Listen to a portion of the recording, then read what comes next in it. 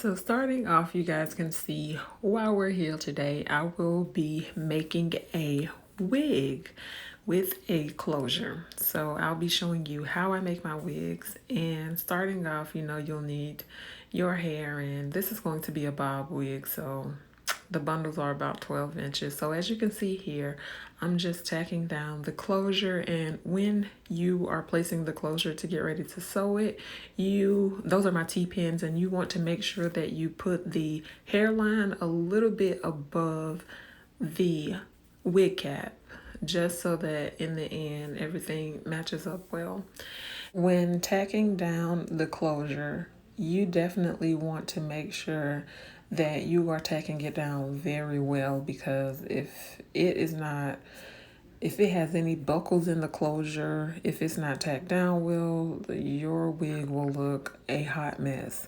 So you definitely want to make sure you're tugging it a little bit on the side that you're on to make sure it's not buckling in the middle, because that won't be cute. So I actually sew down just one side of the closure, and I don't continue it around the entire closure, like going onto the back as I'm showing you now. You don't want to go onto the back and just continue the circle. You want to end it there. So I'm going to start to, knot it there just so that it doesn't come loose.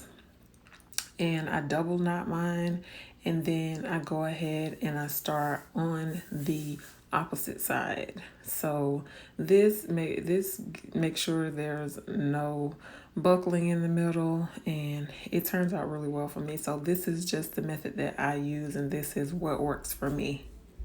Whenever I start to sew down my first piece, I always make sure I go in between the loop where the thread is loop. I always put the needle in between there just to make sure it's secure and make sure I knot it, so that way you make sure nothing is going to come up, nothing's going to pop loose. So that is what I do, and it works for me every time. You don't have to worry about anything unraveling. It's a pretty cool technique, so I think.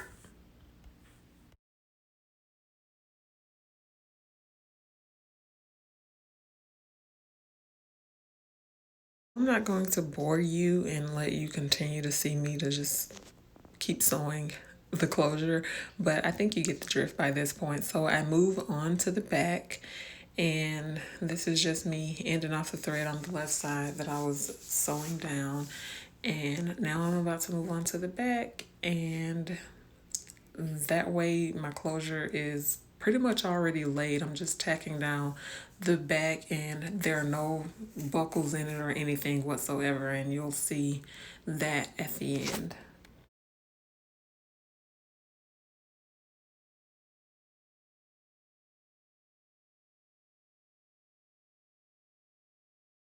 So now this is where I start to sew my tracks down, and I start with the 12-inch bundle. I think this is a 12-inch bundle and a 10-inch bundle. So I start with the 12-inch bundle, but if you want it to be the same length, you can definitely start with the 10-inch bundle and then put the 12 on top. That way it'll be a one length.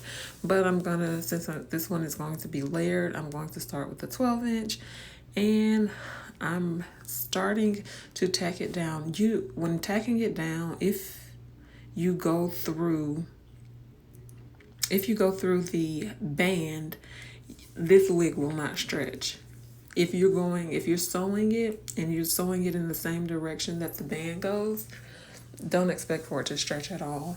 You have to sew in the opposite direction if you're going to be sewing through the band. So for the sake of this video, and just in case you're a beginner, just don't sew through the band. Just keep it through the mesh net.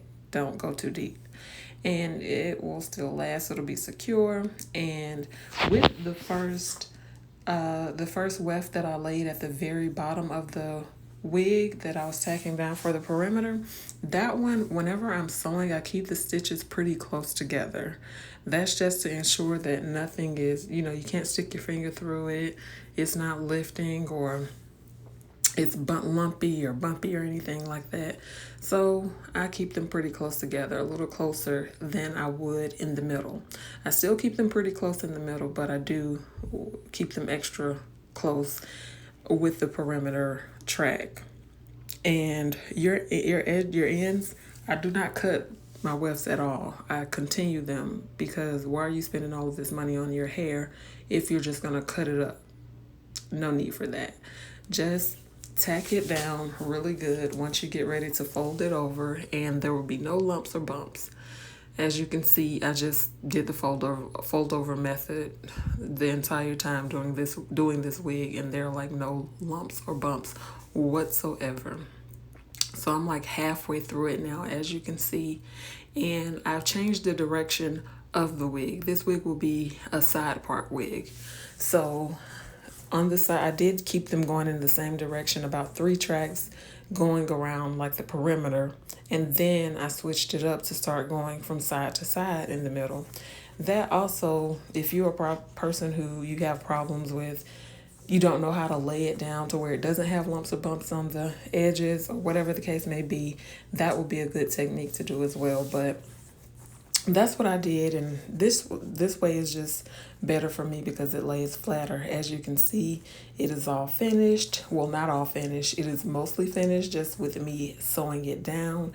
I do have to customize it, but it is pretty full, and this is the halfway finished look. This is the finished look of the sewing down part of constructing the wig. This is the end. So stay tuned for part 2.